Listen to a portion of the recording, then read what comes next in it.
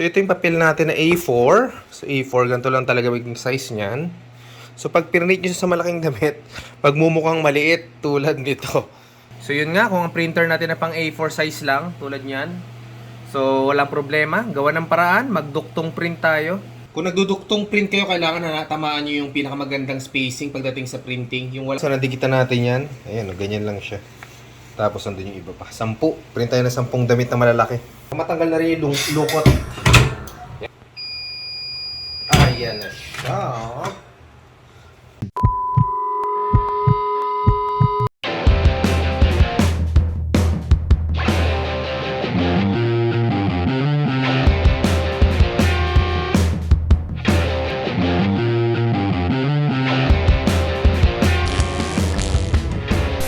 Ayun, good day! So ngayon, magkakaroon tayo ng konting video muna tungkol dito sa pagpiprint ng damit.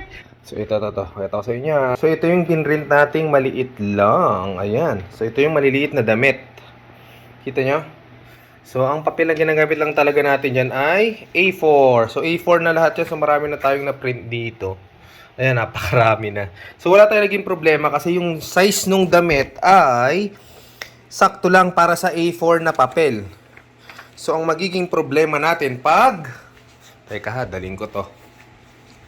Madali lang naman magsabli ng damit. Sabli ink. Print sa mga damit na ganito na pwedeng isabli. Ang problema dito, pag yung pinakapapel lang natin o yung printer natin ay A4 size, ang magiging problema natin sa malaki na ganito na. So, teka ha. Kunin natin yung papel ulit. So, ito. So, ito yung papel natin na A4. So, A4, ganito lang talaga maging size niyan. So, pag pinrint nyo siya sa malaking damit, magmumukhang maliit tulad nito. So, yun. So, ang magiging problema natin kasi yung printer natin. Ang gagawin natin ngayon ay gagamit tayong technique. Ngayon, gagamit tayong technique na duktong print. Okay, so ito yung sa Photoshop natin. No? So, gagawa lang kayo ng A4 size na papel dito. I-landscape nyo na yung pinaka-layout nyo dito sa pinaka-Photoshop. Tapos, syempre, yung hati-hatiin nyo, i-print nyo lang ng tatlong ano. So, ito yung pinakataas muna. Sa Ready Nerf. Yan. After nyan, print muna natin to. I-print natin to. Tapos, after ma-print yan, iaangat nyo lang sa kalahati. Yan. Yung medyo hindi alanganin. Yan. Sa Ready. So, ito. Print nyo yan. Tapos, ang pinakalas, iaangat nyo lang yan. Yan. Katigitna nyo na yan. Kasi mamaya, guguntingin natin yan dito. So mamaya papakita ko sa inyo kung paano pagduktungin to after printing. So yun, so napakalaki nito, napakalaking printout nito, hindi kasya sa A4. So yun nga, kung ang printer natin na pang A4 size lang, tulad niyan. So walang problema, gawa ng paraan, magduktong print tayo. So nagprint tayo doon, medyo magastos pala yung tatlong cut, no? Tatlong A4. So, pero mas malaki kasi to, pang malakihang damit talaga. Pero syempre, dito lang tayo, pwede naman pala ng dalawang print lang. Ayan o. Yan o. Siya yung dalawa. Yan nyo na lang dyan. Isakto nyo na lang dyan. Huwag sa pinakasulat mismo. So, hanap kayo ng magandang spacing. Kung nagduduktong print kayo, kailangan na tamaan nyo yung pinakamagandang spacing pagdating sa printing. Yung walang nakalagay na letter hanggat maaari. Yan. Para hindi ganun kahalatang may hati siya. Ayan. So, ito. Gagawin natin. Ididikit lang natin sa likod ulit. Gamit yung thermal tape natin. Ito. Magduduktungin natin tapos dagdag natin tong Nerf. Ayan, dito sa may gilid ng taas. Okay, tape muna natin. Okay, ito na. Magpiprint na tayo. So, nadigitan natin yan. Ayan, ganyan lang siya. Tapos, nandun yung iba pa. 10. Print tayo ng 10 damit na malalaki. So, i-on muna natin ang ating pinaka-heat press dyan. So, yun, meron tayong 35 seconds. Tapos, ang init natin ay nasa 201, 200 Celsius. Yun ang init na gagamitin natin dito. So, isa lang na natin ang ating damit. Pero syempre, hintayin muna natin pumalo to ng 200. So, yun na. Set up tayo. Kunin natin yung mga damit. Okay. So, ito na tayo. 200 degrees. 200 Celsius. So, pwede na tayo magsana ngayon. So, meron tayong naiwan na pambata dito. So, meron tayong A4. Ito yung sinasabi kong maliit. Maliit lang siya, no? Compare dito sa mas malaki. So, i-print muna natin dito sa maliit na damit. So, syempre, bago pala natin umpisahan, i-heat press muna natin yung damit. I-preheat muna natin. Yan. Pangtanggal ng ano. Ng moist o kung basa mo yung damit.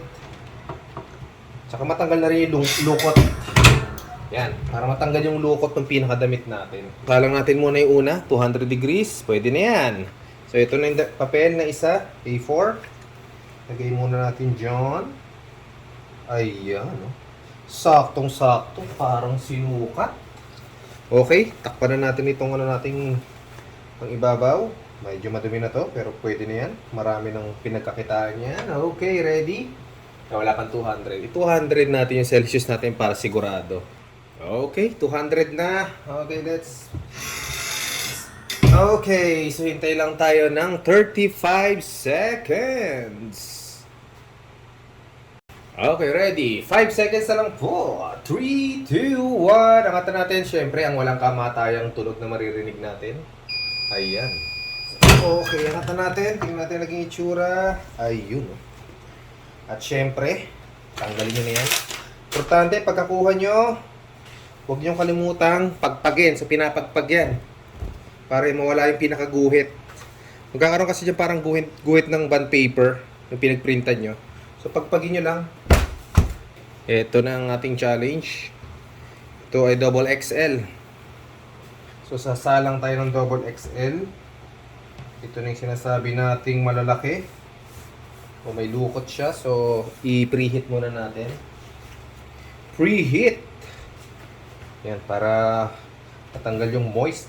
Konti. Yan, saglit lang, mga 5 seconds. Yan, 3 to 5 seconds. Ayan, linis na. Tanggal ang lukot. Ngayon, nilagyan na natin yung pinakapapel natin. Ang unang sasalang. Eto. Ayan, sagad yan. Okay. Ito na ang nauna. Okay, tapos yung Nerf. Ito. Nerf. Pataas tayo. Yan. Already. Ganun pa rin. 35 seconds. Go! Eto na. Ayan na siya. Ayun, oh. Init. So, eto na siya. Init, init, init. So, pagpagin lang. Pagpagin ulit. Hindi nyo kalimutang Hindi nyo kalimutang pagpagin. So, eto siya. Ayan, oh. Ganda, oh. Ang ganda ng pagkakadali. Yan ang sinasabi kong duktong. Kung makikita nyo may mga guhit ng bond paper dyan, yun yung papagpagin nyo. Kaya kailangan pagpagin yung pinakadamit mismo pagkatapos si heat press. So, ito na siya. Ayan, laki. Kung i-compare nyo dito, saan yung maliit ko? Yan. Kung i-compare nyo dito sa maliit na to, ito yung A4 natin, liit eh. Ayan, tulad ng kanina sabi ko, ayan, liit. Ito, bigla natin lumaki dito. Ayan, oh. At ito na po ang ating final output to pag-print natin ng malaki at ng maliit. So, isang printer lang ginamit natin dyan. Yung A4 lang natin na L120 Epson. Ayan, oh. Maliit lang siya. Ito yung A4 size para sa mga batang size. Ang problema pag nagkakaroon ka ng XL na damit, ayan, pwede na siyang lakihan. So, dalawang patong yan. Dalawang A4 yan na pinagduktong. So, okay na okay po pagduktongin pag nagsasabli. At nakatipid na tayo kasi hindi na natin kailangan magpa-print sa labas ng malaking pangdamit na ganito, pang XL. So, yung A4 lang, pwedeng-pwede na. A4 size print. Pwedeng-pwede na. So, yun. Hanggang dito na lang po tayo. Thank you for watching. Please like and subscribe and hit the bell button para po ma-update pa tayo sa mga susunod nating mga video. Goodbye and God bless. Ciao!